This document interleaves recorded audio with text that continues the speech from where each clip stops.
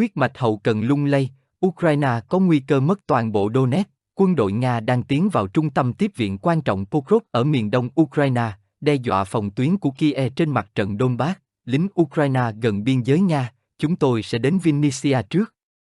Chúng tôi có bạn bè ở đó, nhưng chúng tôi sẽ tự tìm chỗ ở. Một phụ nữ bước lên tàu, phương tiện được sử dụng để sơ tán người dân khỏi thành phố Pokrovsk ở tỉnh Donetsk, nói với các phóng viên Ukraine, giống như hàng nghìn cư dân khác rời khỏi Pokrovsk và các vùng lân cận.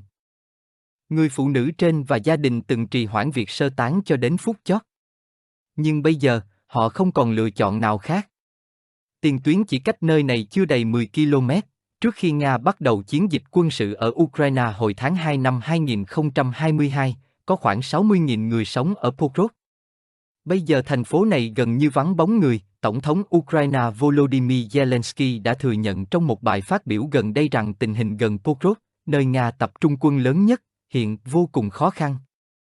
Bộ Tham mưu các lực lượng vũ trang Ukraine hôm 30 tháng 8 báo cáo rằng 58 cuộc tấn công của Nga gần Pokrovsk đã bị đẩy lùi trong một ngày. Viện Nghiên cứu Chiến tranh có trụ sở tại Mỹ đã xác nhận trong tuần này rằng lực lượng Nga tiếp tục có những bước tiến chiến thuật đáng kể ở phía đông nam Pokrovsk. Tuyến tiếp viện huyết mạch gặp nguy hiểm, theo đại tá Marku Reiser, một sĩ quan lục quân Áo, kiêm nhà sử học quân sự và là người đứng đầu bộ phận nghiên cứu tại Học viện Quân sự Theresin ở Vienna.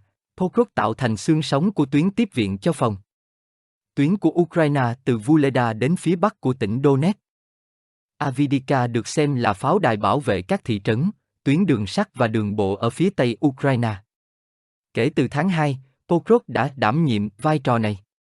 Nhưng giờ đây, khi quân đội Nga đã phá vỡ được hai tuyến phòng thủ của Ukraine, họ đang tiến gần đến tuyến phòng thủ cuối cùng này, mặc dù đây là thành trì được bảo vệ nghiêm ngặt nhất. Theo chuyên gia Reiser, tình hình quân sự hiện tại xung quanh Pokrovsk rất phức tạp, một phần do quân đội Nga không cần phải kiểm soát hoàn toàn thành phố Pokrovsk mới có thể phá hủy trung tâm hậu cần của Ukraine tại đây.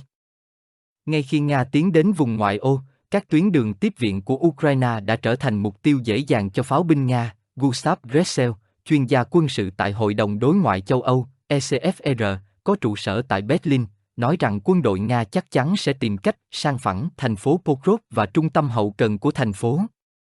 Kịch bản tồi tệ nhất có thể xảy ra ngoài việc giành được Pokrovsk là Nga kiểm soát hoàn toàn tỉnh Donetsk ở miền đông Ukraine. Tuy nhiên, theo Mikhailo Samuk, giám đốc phụ trách các vấn đề quốc tế tại Trung tâm Nghiên cứu Quân đội chuyển đổi và giải trừ quân bị tại Kiev, nhận định, lực lượng Ukraine vẫn có thể chặn các hành lang trên bộ nếu quân đội Nga áp sát phòng tuyến Pokrovsk. Tác động của chiến dịch Kursk, nhiều lữ đoàn Ukraine với khả năng tăng cường phòng thủ tại các khu vực khó khăn trên mặt trận đang bị mắc kẹt trong chiến dịch tấn công của Kiev vào vùng Kursk của Nga. Theo Kiev, khoảng 1.300 km vuông lãnh thổ Nga và hơn 100 khu định cư đã nằm dưới quyền kiểm soát của Ukraine.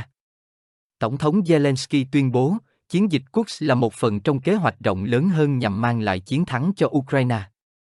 Chuyên gia Reiser cho biết, nếu một trong những mục tiêu của Ukraine là buộc Nga phải điều động một số lượng lớn quân từ miền đông Ukraine về Kursk để phòng thủ, thì mục tiêu này vẫn chưa đạt được. Thật không may, chiến dịch Kursk không có tác động trực tiếp và lớn thực sự đến các hoạt động của Nga ở khu vực Donbass. Ông Reiser nói thêm, Điện Kremlin mới chỉ đưa một số binh lính có kinh nghiệm từng được triển khai ở Donbass trước đây đến khu vực Kursk. Chiến dịch Kursk là một canh bạc. Đó là một hoạt động đi kèm với những rủi ro quân sự đáng kể. Chuyên gia Gressel nhận định, Moscow đã dồn dập tấn công Pokrovsk trong nhiều tháng qua nhưng tới gần đây, họ bắt đầu đạt được đà tiến mạnh mẽ, với việc giành được lãnh thổ mới ở hướng này gần như mỗi ngày. Chuyên gia Samuk có góc nhìn khả quan hơn, chuyển sự chú ý khỏi cuộc chiến dịch Kursk sang bức tranh toàn cảnh. Ông cho biết Ukraine cần phải hình thành một sườn phía nam trong khu vực để làm chậm bước tiến của quân đội Nga. Cuộc tấn công của Ukraine càng tiến triển, Nga càng buộc phải rút các lực lượng khỏi Ukraine và chuyển đến Kursk. Nga đang dồn toàn bộ lực lượng có sẵn vào Pokrovsk để đạt được một hiệu ứng tuyên truyền nhất định. Họ muốn kiểm soát Pokrovsk và mô tả đây là chiến thắng của năm, sau đó tập hợp lại và tìm cách gửi quân dự bị đến Kursk, chuyên gia Samuk nói thêm. Ukraine risks losing all of Donetsk as logistical lifeline falters. Russian troops are advancing on the key supply hub of Pokrovsk in eastern Ukraine, threatening Kiev's defenses on the Donbass front. Ukrainian soldiers near the Russian border will go to Vinnytsia first. We have friends there, but we'll find our own accommodation, a woman told Ukrainian reporters as she boarded a train used to evacuate residents from the city of Pokrovsk in Donetsk Oblast. Like thousands of other residents fleeing Pokrovsk and its environs, the woman and her family had put off their evacuation until the last minute. But now they have no choice. The front line is less than 10 kilometers away. Before Russia launched its military campaign in Ukraine in February 2022, there were about 60,000 people living in Pokrovsk. Now the city is almost deserted. Ukrainian President Volodymyr Zelensky admitted in a recent speech that the situation near Pokrovsk, where Russia has its largest troop concentration, is extremely difficult. The General Staff of the Armed Forces of Ukraine reported on August 30 that 58 Russian attacks near Pokrovsk had been repelled in one day. The US-based Institute for the Study of War confirmed this week that Russian forces continue to make significant tactical advances southeast of Pokrovsk, vital supply line in danger. Pokrovsk forms the backbone of the Ukrainian defense line from Volodar to the north of Donetsk Oblast. According to Colonel Markus Reisner, an Austrian army officer, military historian and head of research at the Thersine Military Academy in Vienna, Avdiivka is considered a fortress that protects towns, railways and roads in western Ukraine. Pokrovsk has been playing that role since February.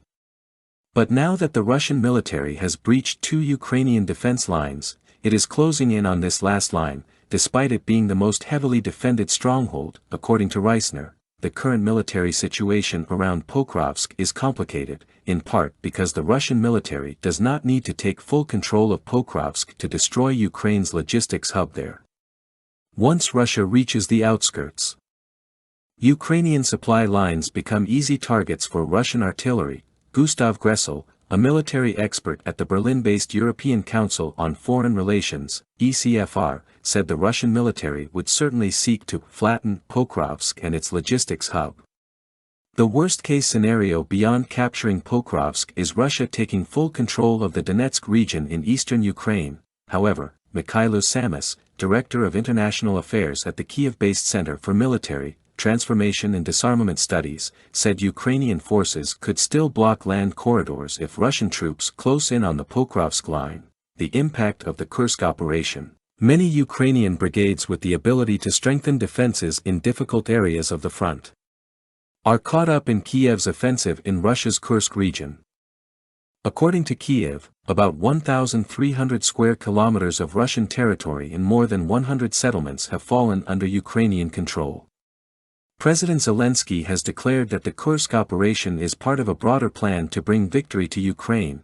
If one of Ukraine's goals was to force Russia to mobilize a large number of troops from eastern Ukraine to Kursk for defense, that goal has not yet been achieved, said Reisner.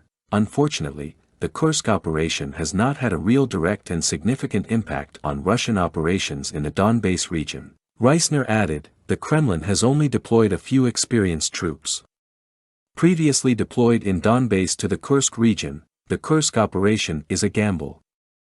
It is an operation that comes with significant military risks, said Gressel. Moscow has been pushing hard against Pokrovsk for months, but recently it has begun to gain momentum, gaining new territory in that direction almost every day. Samas took a more optimistic view, shifting his focus from the Kursk operation to the bigger picture.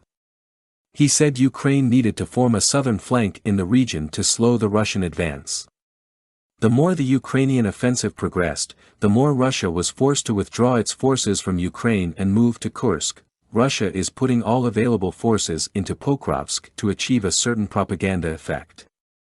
They want to take control of Pokrovsk and portray it as the victory of the year. Then regroup and try to send reserves to Kursk, Samas added.